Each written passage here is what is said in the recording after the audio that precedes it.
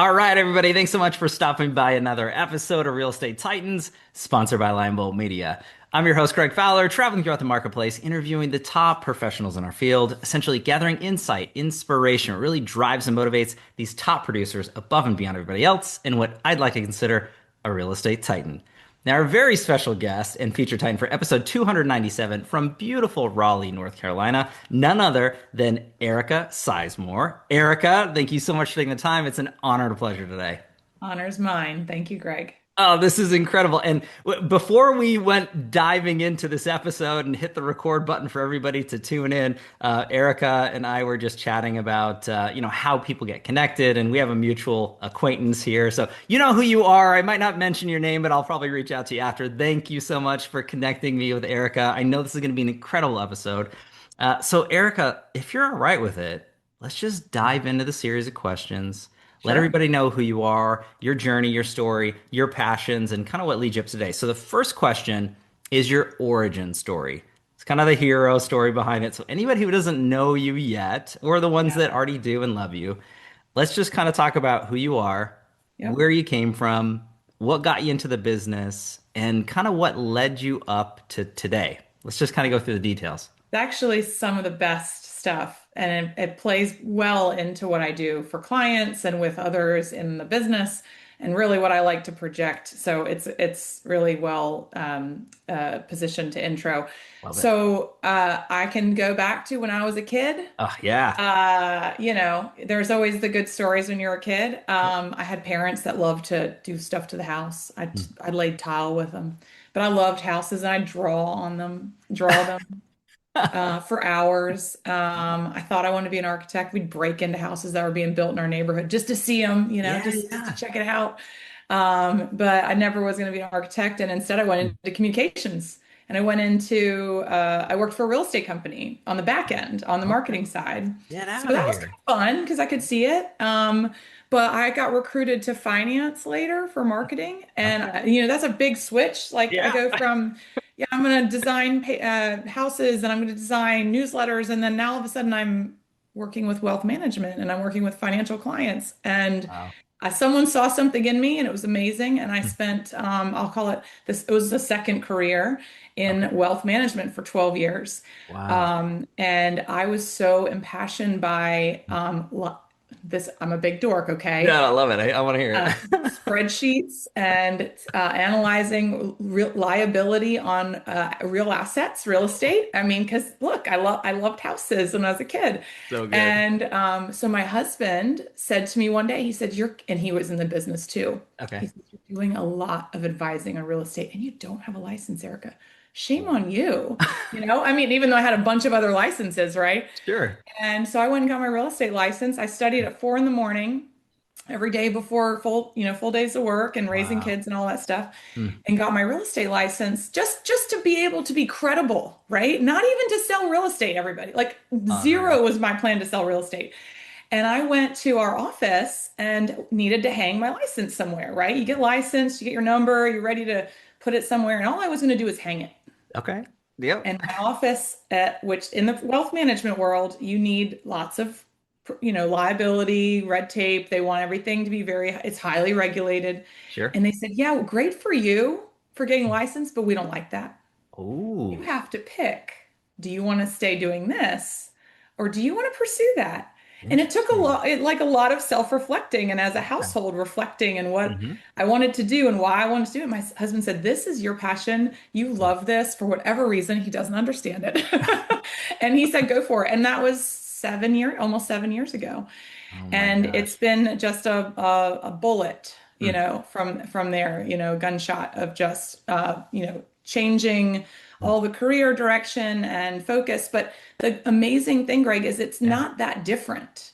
How you Okay. advise someone in one respect can be so similar in another. When it comes to money, wealth, this is Mm. the biggest asset they have in most cases, where they have so much money sunk in their investment, in their portfolio. So we're just changing it one asset class, not 25. And, I'm just focused on that. And how we approach clients and speak to them is very, very similar. And it's the thing I get the most excited about when someone wants me to dig into not just the real estate, but how it impacts their big picture wealth planning.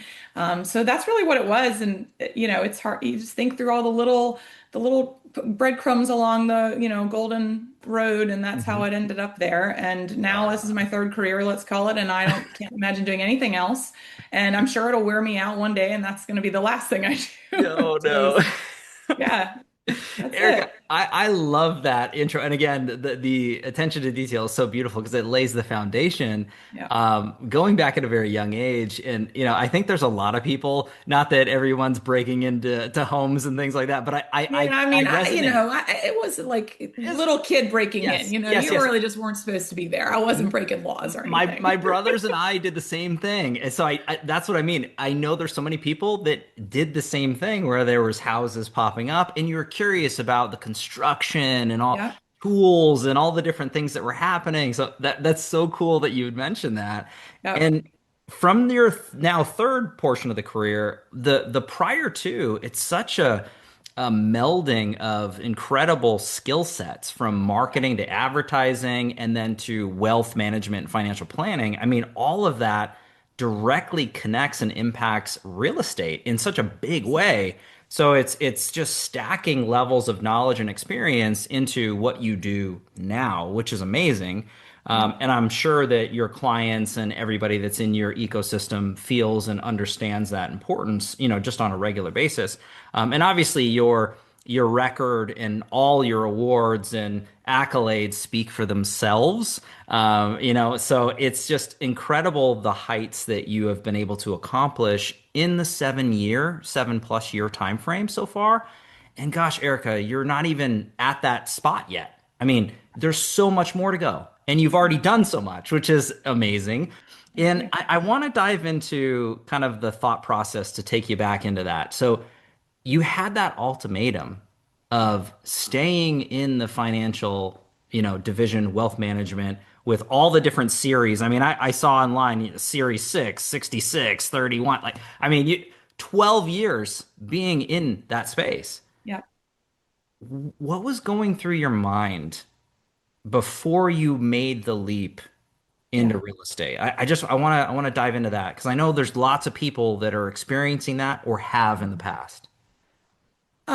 So, some of my friends said, why didn't you do it sooner? At that, when they saw the trajectory initially, as I said, this made so much sense for you. Why didn't do it sooner? Mhm. I wouldn't go back and do it any differently just to say that. I Yeah. don't think I would be as adept Hmm. at doing certain things, and improving people's lives in the way that I can if that wasn't part of the journey, right? Yeah. So that's first thing. When thinking about it and reflecting, it was very challenging for the idea that I couldn't operate in a place that I had already established a level of confidence. Like that was very unnerving. Mm. For those out there that might be trying to get into the business, I was very well positioned in my home to be able to do that. I mean, it is Okay. a jump, it is a Yeah. big leap. Financially, it is a challenge. I don't think we talk about it enough, the Mhm. amount of failure rate in that industry. There's a huge financial services failure rate. There's a lot of these roles that they look great on paper. You think everybody's success, but I mean, it's a cut cream of the crop sort of Mhm. chopping up of the top. Yeah. And you have to be prepared for that like dry period, Mhm. right? Where you don't feel needed.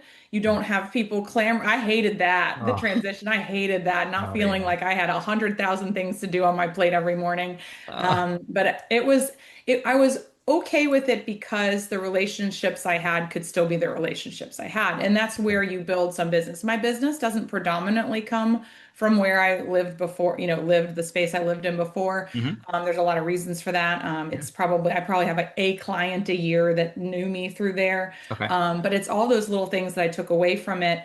And I was at a point in my business, like my individual as a person business, where I Yeah. said, I'm ready to take on a new challenge too. Ooh. So I think that's a really important distinction, that you have to be financially prepared, also mentally prepared for it. It Mhm. still feels strange at first. It's like a semi-retirement of sorts, if you're coming Wow. from somewhere else. So Mhm. I think that that's huge reflection for anybody who's tuning into this is that I don't think there's ever a perfect time or the right time per se. Yes, you can plan and you can strategize and you can have reserves and all the different things, but it is a leap of faith, or kind of taking that next step into a career path. Very few professionals at the very beginning of their life said, when I grow up, I'm going to be a real estate professional. So most of the real estate professionals, it's their second, third, fourth Exactly. spot, right? So Exactly. it's to me, I think it's crucially important for everybody to hear somebody of your expertise and caliber and knowledge, and what you've accomplished, Erica, is incredible.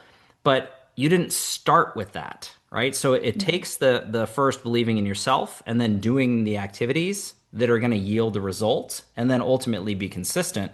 Right. So it's beautiful to hear it. It's inspiring for anybody who's in that space, and hopefully, if they're listening, they see you and they hear you do this, and who knows what the next people are going to come in through this. So I love that. I'll throw Um, something else in, Greg, that I yeah. found just on that same note of like, you can be confident and capable in what you're confident and capable, and bring who you are into what you do if you're doing this role or any other kind of entrepreneurial venture, right? Mhm. Within the first so many months of the being in the industry, I did two things that I think was a head turner. Okay. One was I invested a very large sum of money into the right coach. Oh. And usually you think I don't need a coach. I'm just figuring out the business, right? I just don't even know what I don't know. I got a TC right away, Hmm. and I got a transaction coordinator, and I had Yep. a coach right away. So Okay. within 9 months, I invested back in my business a substantial portion of money. Wow. Secondly, the other thing I did, which I got some flack from a colleague, which is why I mentioned it on this particular idea. Within that first 9 months, I had known a friend of mine that was a publisher for a home magazine. Oh. And we were having coffee, hanging out, and she said, Eric, I know you used to you're got a marketing background, you're a great writer. Hmm. I've never tackled this topic. It wasn't paid writing. It was just like, hey, Sure. if you have time and you find it entertaining, Yeah. if you want to write an article for me. And I said, sure, I'll write an article for your magazine, home magazine. At the minimum, it'll be something I can do. Yeah. And I had a lot that I knew about the area I could offer. I love doing the research. So I wrote a first article. And a colleague in my office looked at me who I was newer than him at the time, and he looked at me and goes, "Why you?" And I said, Like, "Why not?" And oh I kind of God. laughed at him. And then here's what made it even better, Greg. Yeah. I went back to her, the first article, and I said, "You know what? As I'm working on this, I think it's incomplete.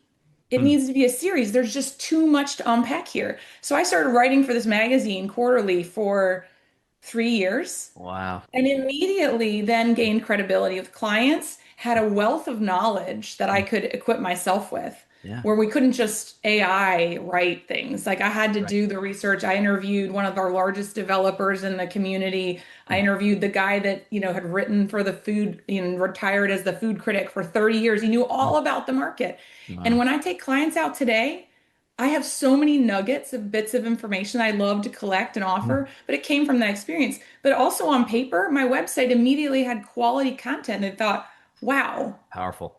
And since then, because I did that, just because I was like, well, why not? Like I know how to write, like let's do something. Hmm. I connected with a news anchor as a result Okay. of one of them, and now I get interviewed for the news. I mean, it's just like it builds on itself. Like the Hmm. idea of why not, and what do I know how to do that I can offer and bring to my this industry or whatever I'm doing and wanting to achieve.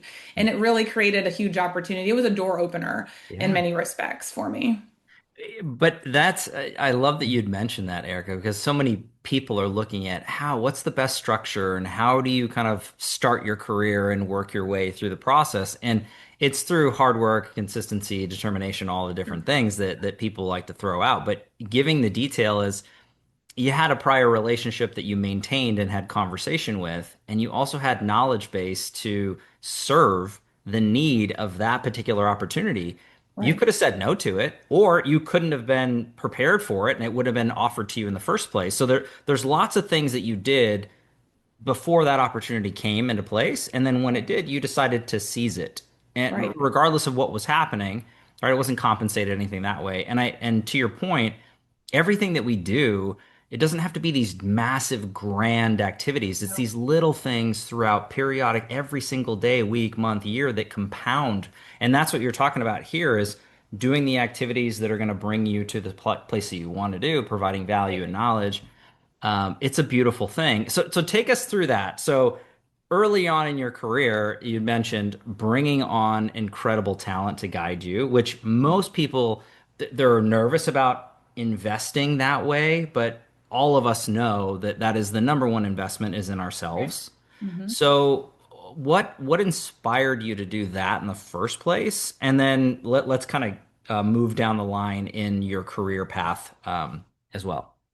I think the thing I felt at that time was that I could understand a real estate transaction, having Mhm. bought and sold my, and not everybody does that. Not everybody had bought and sold as much. I just that was a thing. I Sure, just sure. Apparently I like to buy my 1 year, my 1 8 year period. I think my husband and I had bought on and off like 9 properties. So it was Oh my like, gosh. yeah, we had a fairly good track record. When they asked me to go to a closing during my initial training in a real estate office, I was like, you really want me to go to a closing? Like, so Yeah. not everybody comes from that base, but Sure. I knew that. But what I didn't know was which things to spend my time doing Mm, first. got it. And the two things that I got from the coach that were, I think, critical was for one, I had to authentically do some things that were right for me. So even writing the articles, for example, was something I could offer that I felt qualified and interested in. Mhm. I was zero qualified and interested in being a social media guru. Right. Still am to this day, do not care. Um, I will be on it a Yep. little bit just to Yep. know that I exist, but that's pretty much it. I'm not going to be, your superstar on YouTube. Here she is, But everybody. Here she is, right here, this is everywhere. all you get, trust me.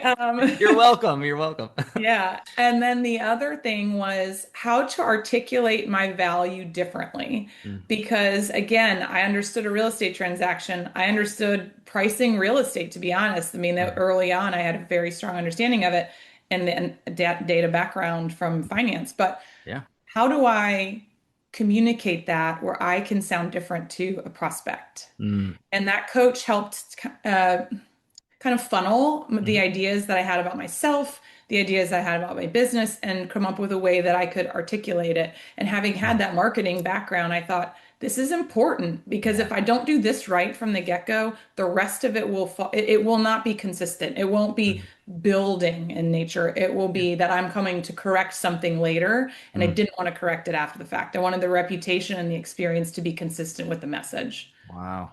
So, and crucially important from a marketing perspective, and there's so many marketing nerds that tune into this as well, and they'll get a kick out of it.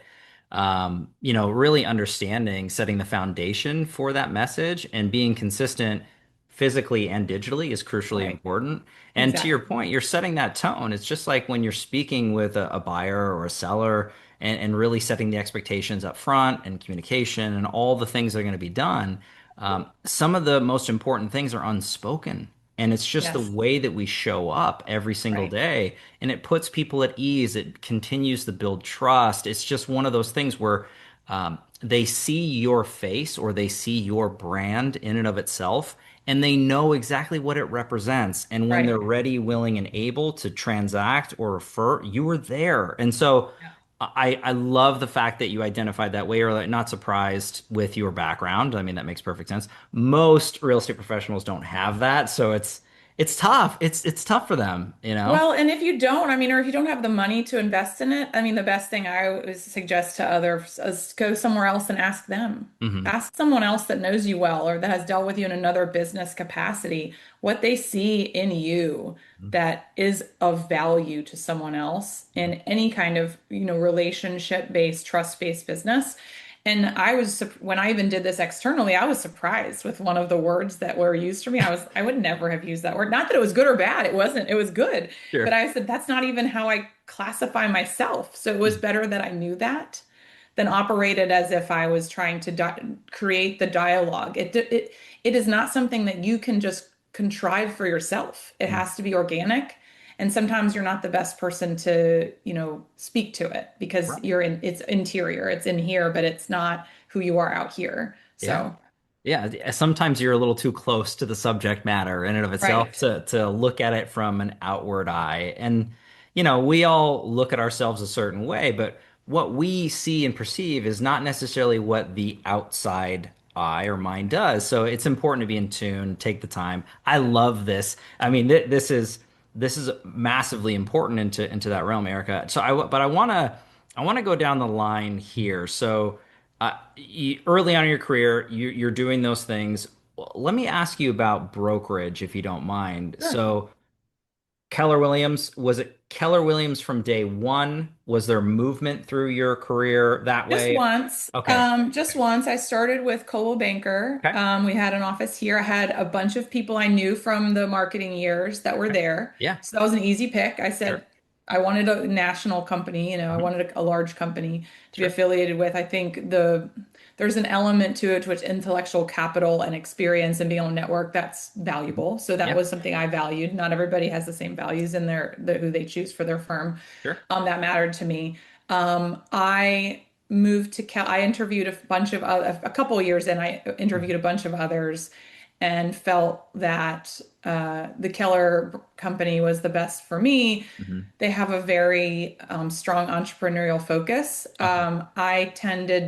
As a whole, I Mhm. tended to want to like chart my own course, and I Okay. think that under the umbrella of some of the other large companies, that wasn't as encouraged as much. Hmm. And so that was very attractive to me while still maintaining a large a presence, Wow. a company with presence. And now I operate, under them, and I try to explain to clients, I'm like, I'm just kind of like a franchise, so to speak, of my own, Yeah. because I do what I want to do, how I want to do it, how I want to serve, have the people that with me alongside that matter to me. So, but I have the backing of a great big company, Mm. so I think it's wonderful.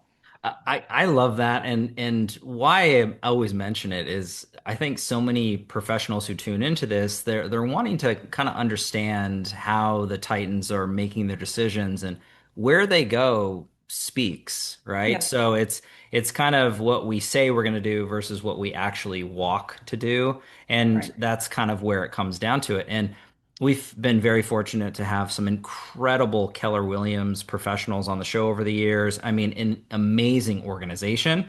And it's just one of those things that, as you mentioned, there isn't a one size fits all for anybody. Everybody's got a different path. And I think identifying what matters most for you and for your goals and your clients, and then finding the best fit that allows you to reach and meet or exceed those, and Yeah. that's what really matters at the end of the day.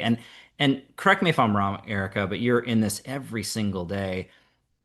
The consumer relationship dynamic is with you and your team. Yes. Whether it is ABC or XYZ over the door, ultimately they love, trust, and respect you and what you've done. So to me, I think that's the most important brand. Yes. And guilty by association, who we align with matters, right? So it's great that you have a great personal brand and reputation, and you're with Keller Williams, which is amazing. Yeah. So all the different things line up that way, and that does matter. But so with that, Sizemore residential, what's the future look like? Where are you headed, Erica? I mean, there's so much happening. So where are you going? Um, I never set out to have a big team. That wasn't to have the relationships with the clients, and that fills me up. Like Mm, the serving of them fills me up, yeah. fills my bucket. So structure wasn't triangular in my mind as far as growth was concerned. Mhm. And operating as an individual also didn't seem very attractive as I was growing because, well, for one, it's one of the few industries where we're supposed to be a CEO, a COO, a CTO, a CMO, all at the same time, and everyone loved doing paperwork. Oh. So I knew that wasn't, the right path. Mhm. Leverage is critical. Mm, So partnership and or some version of, a small, knit boutique kind of feel was very mhm. much what I was hoping my clients to experience, Wow. where they had a really, really strong support structure no matter what was going on. Okay. And so, I think that for me, it's just continuing to make that better, Mm, streamline it, and to the mutual friend that we know. Yes. I'm my own worst enemy when it comes to maybe not letting go of some things. Sure. So to try to maintain those and Mm. elevate them at the same time requires this leverage. It requires growth with scale that can be servicing in nature, and the only way to do that is with people. Mm. So we have, under the umbrella that's, so to speak, Sizemore Residential. Yeah. It's myself and I think for most people in the industry, you'd call them a director of operations, a transaction coordinator, Mm. an executive assistant, a showing assistant. I mean, that's pretty much the structure. And Wow. honestly, wherever we go from here, that can elevate all of them further, personally and professionally, financially. It means that's what I want. And the clients to not have ever at all feel like the scale has gotten to a point where I'm not there and wanting to be there when they see a house. Like Mhm. that's just not of interest to me. I'm everybody has their own formula just like they have their own firm, Mhm. what they want, and that's always been of importance. So that's where we're kind of keep on going, and I think they're growing into efficiencies and using AI where it's meant to be used, Mhm. in the proper form of like discerning what data points you should be using. Like this morning, I was using it to synthesize something I could easily have spreadsheeted. I know how Sure. to do it, but I wanted to list a tax to list final sale ratio for a client. Mm. And I just put the information I knew that it needed in there so it could quickly calculate it for me. So, Perfect. hey, that saved me 10 minutes, Mhm. So scale is critical. But right now we're just in a wonderful upswing of that client experience, brand awareness Wow. that's starting to um, kind of be exponential. We're at a point where after 7 years, there's no lead sources, there's Mm. no Oh, paid advertising. It's just referrals and the network I have with other colleagues that we have mutual respect in one another. wow. And Erica, you're proof that building things a very specific way, curated to your goals and what you're looking for, can be done, and it can be done in a big way, right? So people think that you have to have every shiny object or whatever's Yeah, new going on, and to me, it's distractions. It's taking you off, your eye on the ball, which is the most important thing, as you mentioned, client experience and what's happening there. And it is a yeah, quality over quantity. It's not to say that you can't do more volume sure. through leverage and systems, but I think this is a beautiful example of that, Erica. So tying into that, because people tune in to this series because they also want to continually learn from the best and the brightest. You've already shared a ton of info already. Again, bringing on the right people, systems, coaching and or training early on, and then doing the right activities that move the needle. But if you could kind of look back at your career thus far and identify, one or two things that you added or implemented into your business where you really saw growth, you saw positive movement in the direction you were looking to go. Right. Uh, I guess any advice that you would give anybody tuning in here from any aspect? From any aspect at all. Yeah. Oh gosh. Yeah. Then I'll flip the switch and say that Okay. this is very contrary to most of my experiences with clients, and Yep. that usually I'm the one asking the questions. And so rather, I'm the ant. I love to talk, don't get me wrong. Yeah. Yeah. Sure. Everybody does like to hear themselves. For sure. I think the one thing that helped the entirety of this experience for me professionally in this industry, Mm. and I'm sure it's true for many, many others, anyone else listening, is just asking more and the right questions and Ooh. being a good listener. Because when I have to listen and help someone in any capacity, and I'm going straight back to like financial, Yeah. you're thinking through different data points that if you get wrong, you get it wrong. Yeah. You're thinking through different pain points that they have, that if you don't address them, you're not getting the sale or you're not getting the experience that they Hmm. want because you haven't heard them. It's being sometimes uncomfortable asking questions when you know they need to be asked, or conversations that you know that need to be had. Wow. And that in and of itself, I attribute to the close to probably the 80% of my success. With you throw in the leverage, you throw in good training, you throw in all these other things, but without the capacity to do that well, I could not serve at the level and at the point where I'm doing today. Um, and that's something that everybody listening can be trained on. Wow. That is not, I just happen to know people with a lot of money, or I just, say, oh, I want to break into real estate, and you pretend like you know everything about luxury. That's not the point. It's asking the right questions.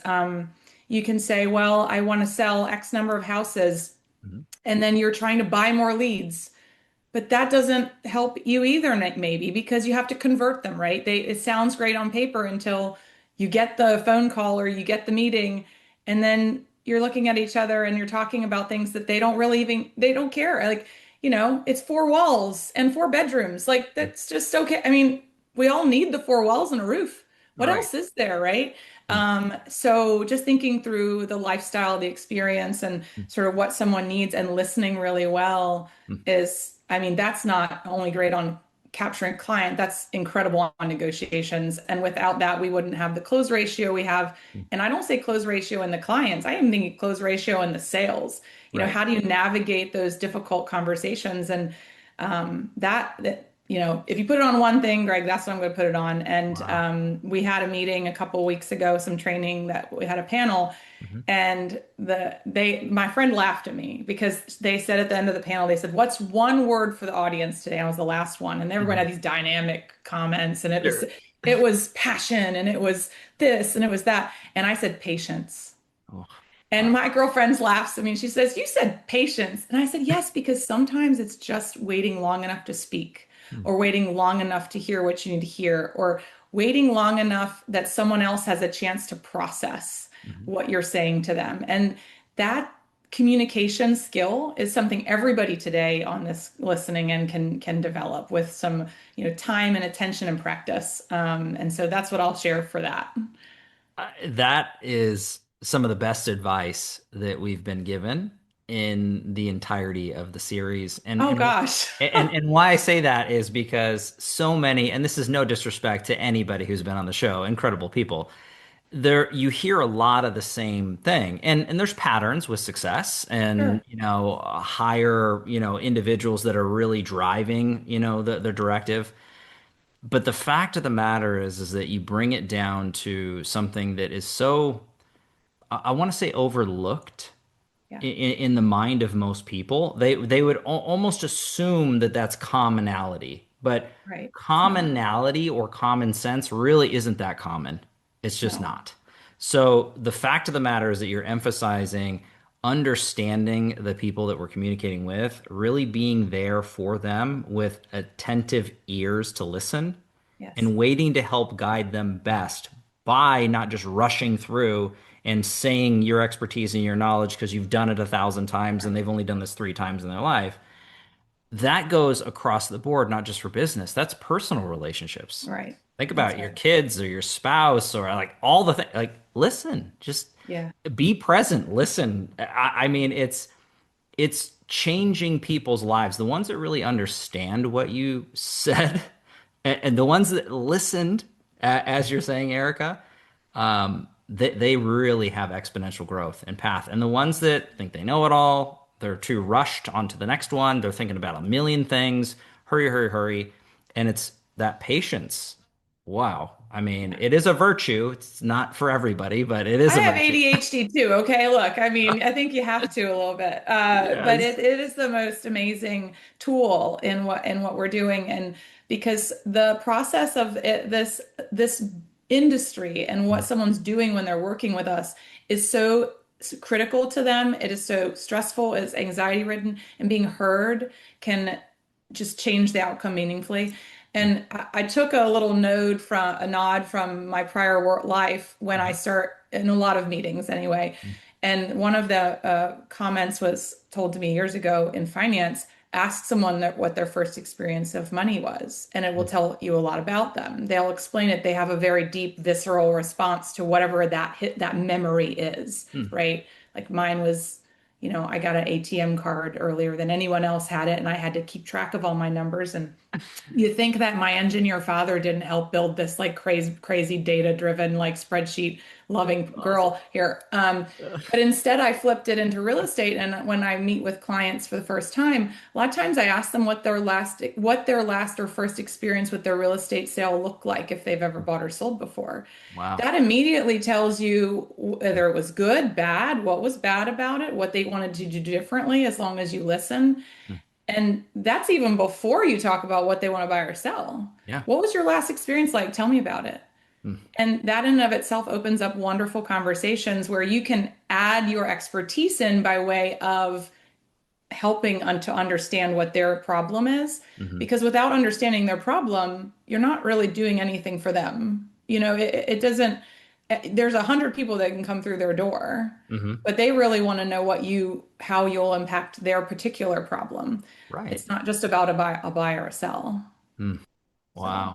And so many people fall into that category of just listing off the things that they can do or they're proficient at or what they know yeah, before they even understand what the goal is, what the end right. result is the person we're speaking to is looking for. And so many sales professionals and entrepreneurs have stepped on their own foot, right? And they've made many mistakes through communication. And I feel that understanding that, being patient, communicative, and really paying attention to the details matters, and showing up in the way that our clients need, right? And not the way that we perceive what they need or the way that we feel is best suited for them, but how they really interpret it. Yeah, Erica, this is beautiful information. I mean, I know you and I could go on and on for of the episode. course. There's no doubt. And there's so many nuggets. I just want to leave it with this, though. Is there anything else that you want to leave the audience with? Any thought, anything before we close this one out today? I'll just say on the same note of communication is I'm still growing in it too. And so there's an opportunity to, practice on friends, just in communication, over coffee. Um, and when you listen, you'll hear a pain point that you can serve a need that makes for raving fans. And so that I would just say, every time that we can help others, we get a wonderful opportunity and window into who they are. And so if you're listening and you want to like breathe into those people that are your clients, that's just a wonderful thing that I want to just leave with. I'm so grateful for everybody that's done the same for me. So that's just something that I think as a culture, we could all do a lot better. So. Oh, 100%. Erica, this is amazing. And again, I know that there's so many people in the audience that have tuned in, that have gotten so much. I would encourage everybody, if anything stands out to you, if anything's pulling at the heartstrings or the mind strings, and you want to learn more, reach out to Erica. I mean, Love follow it. her on all social media platforms, all the different. We'll have links in the show notes.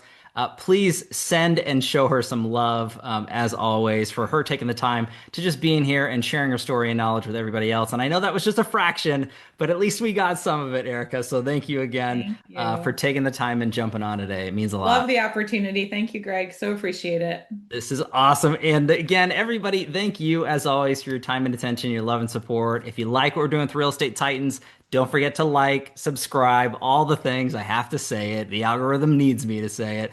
I do want to give our sponsor a quick shout out, Lion Bolt Media. If you are a real estate professional looking to grow and scale your real estate business with leading edge digital marketing, visit lionboltmedia.com for more information. Now, we're live here every Tuesday afternoon, a different Titan, a different location. Catch everybody on the next episode of Real Estate Titans. Take care. Thanks, Erica.